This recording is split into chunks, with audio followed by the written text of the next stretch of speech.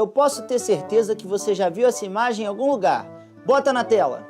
Este é o quadro de Pedro Américo, que pretende retratar o grito de independência que teria sido feito às margens do Riacho Ipiranga, lá na cidade de São Paulo. Mas você sabia que o pintor do quadro ele não presenciou essa cena e que a obra foi feita mais de 60 anos depois do ocorrido? Quê? Pois é, independência é o tema do tempo de estudar de hoje.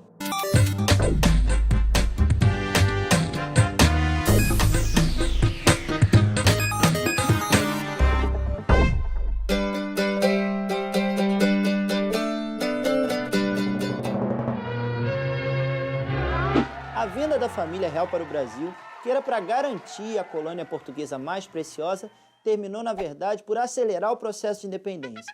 Em 1808, a família real chega e acontece a abertura dos portos.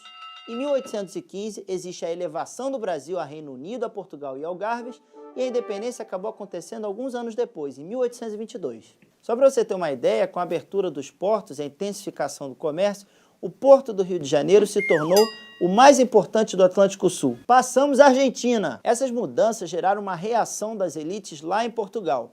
Não à toa, no ano de 1820, aconteceu uma grande revolta, a Revolta Liberal do Porto.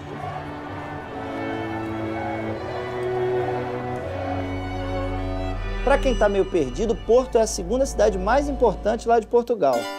Nessa revolta, ocorrida já depois da derrota de Napoleão, as elites portuguesas exigiam que o rei Dom João VI retornasse a Portugal e que assinasse uma constituição que limitasse os seus poderes absolutistas. Agora, para a gente entender legal por que uma constituição limita os poderes do rei, pensa o seguinte: se não tem constituição, o rei governa sozinho, de forma absoluta, soberana. Se tem uma constituição, ele tem que respeitar esse conjunto de leis. Atenção para o risco que o Brasil estava correndo nesse momento. Poderíamos voltar a ser uma colônia de Portugal, voltar ao pacto colonial, acabar a liberdade de comércio. O risco era de recolonizar o Brasil. Mesmo com a volta de Dom João VI, as elites portuguesas não estavam satisfeitas e queriam também que o príncipe regente Dom Pedro retornasse para Portugal. Quê? Volte, meu filho, volte. Não, pai, nem pensar. Mas não foi isso que aconteceu. Dom Pedro foi ficando e, sob pedido do povo daqui, declarou que queria ficar de vez no Brasil. Foi o dia do fico. Você tem noção da doideira dessa situação? Aos poucos, Dom Pedro aumenta o afastamento de Portugal.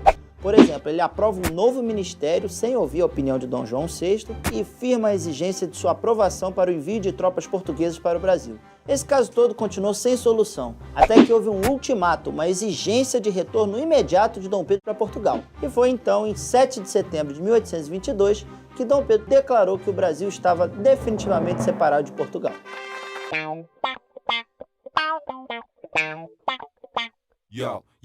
É possível dizer que a independência do Brasil em relação a Portugal se deve somente ao grito do Ipiranga, tal como sugere o quadro do pintor Pedro Américo?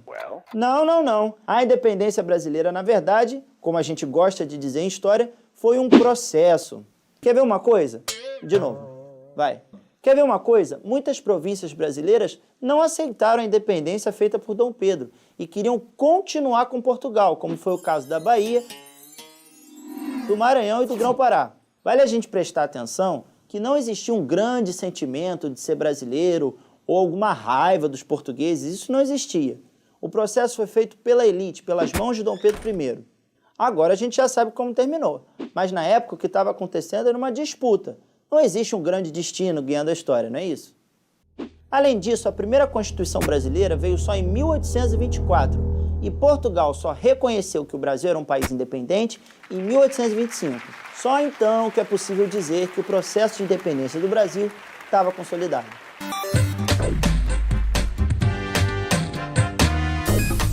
Agora, jogo rápido, mito ou verdade? A independência brasileira foi feita pelos interesses da elite daqui. Verdade. Para os comerciantes, por exemplo, não interessava a interferência da coroa portuguesa sobre suas transações. Outra coisa que mostra que esse processo foi feito pela elite é que a escravidão, que era a base da economia nacional, foi mantida. A liberdade era só política diante de Portugal. Mito ou verdade? A independência foi feita de forma pacífica? Esse é mito. Dom Pedro I, para garantir a independência, teve que usar de militares nas províncias que não aceitavam a independência. Ou seja, teve treta. Mais um, mito ou verdade? Dom Pedro I era um mito? Isso é verdade, isso é verdade. Vamos lembrar o que a gente falou hoje? Em 1808, a família real portuguesa vem para o Brasil. E com isso, o Brasil foi crescendo em importância no Império Português. Tanto que em 1815 deixou de ser colônia para se tornar Reino Unido a Portugal e Algarves. Essa história toda, Essa história toda gerou a revolta das elites lá em Portugal. Tanto que no ano de 1820 fizeram a Revolução Liberal do Porto, que exigiu o retorno de Dom João VI a Portugal e que o Brasil voltasse a ser colônia. Com isso, o rei Dom João VI volta para Portugal assinando uma Constituição e deixa no Brasil seu filho como príncipe regente. Essa situação estranha fez com que Dom Pedro aumentasse os conflitos com relação à elite portuguesa. Com o tempo, ele fica no Brasil e realiza o processo de independência. Só para terminar, eu vou falar um pouquinho do quadro do Pedro Américo que a gente viu no início do episódio. Pensa um pouquinho, você acha que a cena foi daquela forma? Que Dom Pedro estava trajado daquele jeito, com a espada para o alto, que havia tantos cavalos ao seu redor? Será? Faz uma pesquisa e mostra para o seu professor. Até a próxima. Por exemplo, ele aprova um novo ministério sem ouvir a opinião de Dom João VI e firma a exigência, tá?